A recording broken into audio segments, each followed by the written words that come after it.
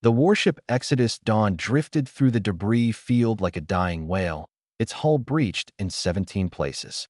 Harold pressed his forehead against the cold observation window, watching escape pods scatter into the void like dandelion seeds. 3 years of war, and humanity had finally broken. They're gone, he whispered to no one. His crew, his friends, had evacuated hours ago when the Kresh Armada surrounded them. But someone had to stay behind to manually override the reactor to buy the others time. Harold had volunteered without hesitation. That's what veterans did. The control panel behind him shrieked its final warning. 5 minutes until core meltdown. He'd done his duty.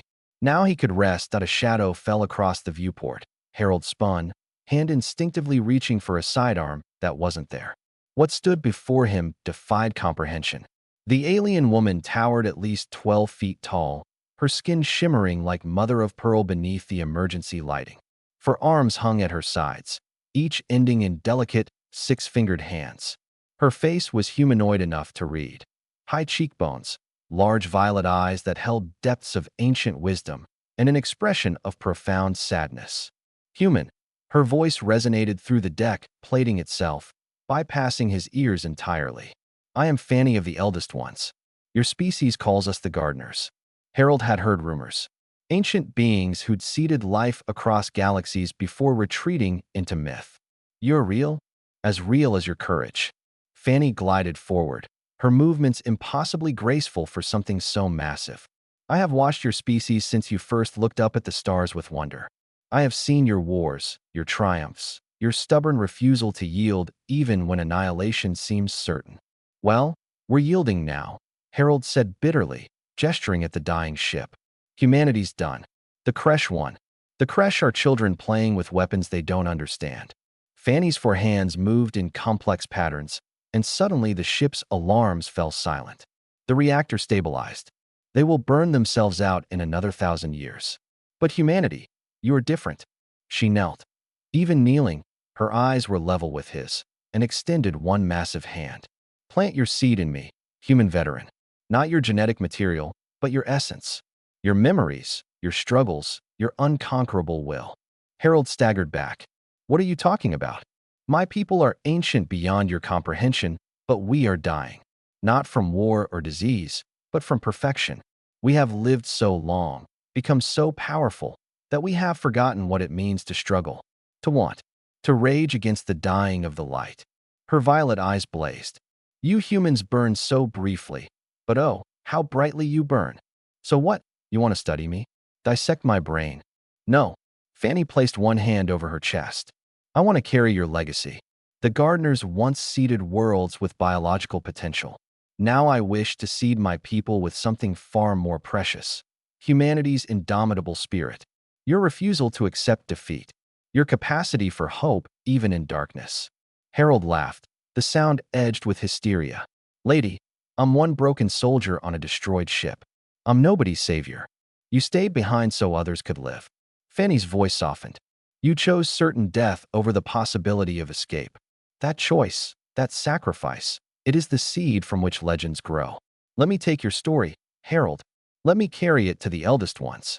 Let your species' struggle become our reminder of what truly matters. The ship shuddered.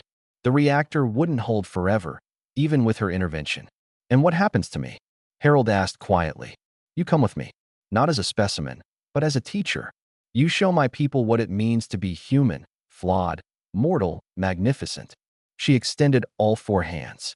Or you can stay here and die alone, and humanity's story ends as just another extinct species that the universe forgot. Harold looked at those offered hands, then back at the viewport where stars wheeled in the darkness. He thought of Earth, of all the humans fleeing into the unknown, carrying nothing but hope and determination. My people will need allies, he said slowly. Someone to remember them if, when we come back, you will return, Fanny said with absolute certainty. Because humans always do. You fall, you break, you bleed, and then you rise again, angrier than before. It's what I love most about your kind. Harold took her hand. Her skin was warm, pulsing with energy that made his hair stand on end. You're insane, you know that. Fanny's face split in what might have been a smile. I have lived 1,000,000 years in perfection and peace.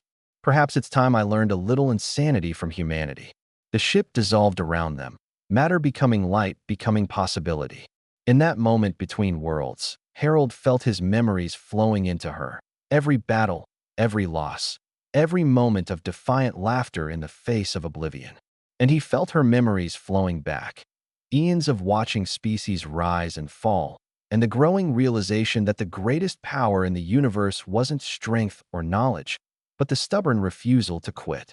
"Thank you," Fanny whispered as they materialized aboard her vessel, impossibly vast and beautiful, "for planting your seed of hope in me, for showing the eldest ones that we have become gardeners who forgot how to grow." Harold collapsed to his knees, overwhelmed and exhausted. But he was smiling. Next time the creche come for us, they're going to get a hell of a surprise. Yes, Fanny agreed, and in her ancient eyes, something young and fierce had awakened. They are. Humanity had lost the battle, but Harold suspected they'd just won something far more important, an ally who finally remembered what it meant to fight.